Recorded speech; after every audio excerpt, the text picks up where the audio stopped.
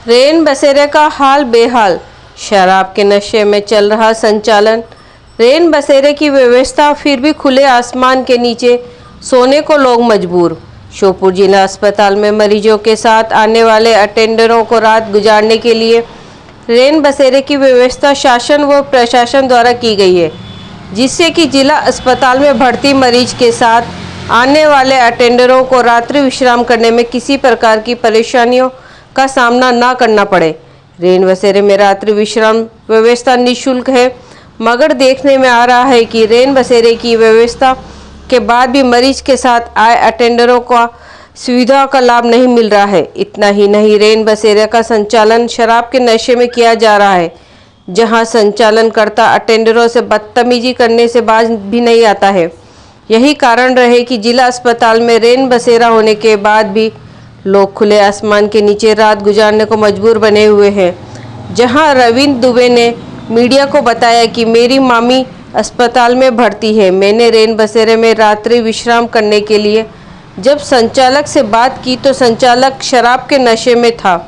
Staff nurse द्वारा मरीज का नाम और पंजीयन नंबर पर्ची के साथ ही अपना आधार कार्ड भी संचालक को दिखाया गया, मगर मुझे सुविधा नहीं दी गई।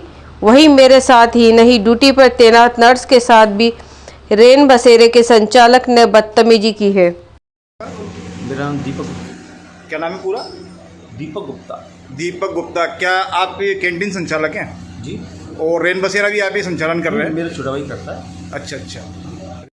हॉस्पिटल से आए हैं और आपके यहाँ ये पर्ची लेकर के आए थे और इन्होंने कहा कि मुझे यहाँ आवश्यकता है। इन्होंने मुझे कॉल करके बुलाया कि भाई साहब वहाँ नर्स ने भी लिख के दे दिया, रजिस्ट्रेशन नंबर भी डाल दिया है, फिर आप इसमें क्यों इनको रेन बसेरे में क्यों नहीं ठहरने देना चाह रहे? क्या मामला है? आप किससे मिले थे? भैया से मिला था। उन्होंने क्या कहा? उन्होंने मुझसे ये कहा कि आप क्या कहते हैं मुझे ले चलिए, और वो भैया ड्रिंक किए हुए थे, भैया ड्रिंक किए हुए हैं और मतलब बदतमीजी से बात कर रहे थे। तो बुला के उन्होंने कहा कि आप मुझे चलिए। वो मैडम से गए, मैडम ने बोल दिया कि इस पर रजिस्ट्रेशन नंबर डाला है, आप अपना आधार कार्ड ले लीजिए। मैंने अपना आधार कार्ड भैया को दिया, लेकिन भैया ने कहा ये करके मना कर दिया कि आप उस पर लिख जाए। मैडम लिख नहीं देंगे और भैया इसको एक्सेप्ट कर लेंगे।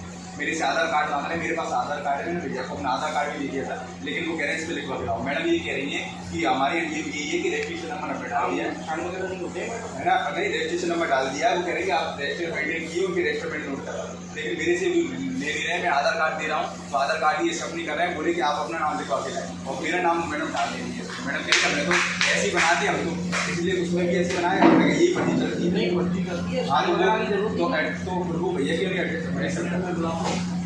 मेरा नाम नवीन दुबे है। नवीन जी, क्या मामला है और किस मामले के तहत आप यहाँ जिला चिकित्सालय में आए? जिला चिकित्सालय मेरी मामी एडमिट हुई हैं और मेरी मामी का नाम उर्मिला देवी है। तो वो आईसीयू में एडमिट हैं अभी, और उन्हीं गंभीर स्थिति में वो एडमिट हुई थी यहाँ पे परसों।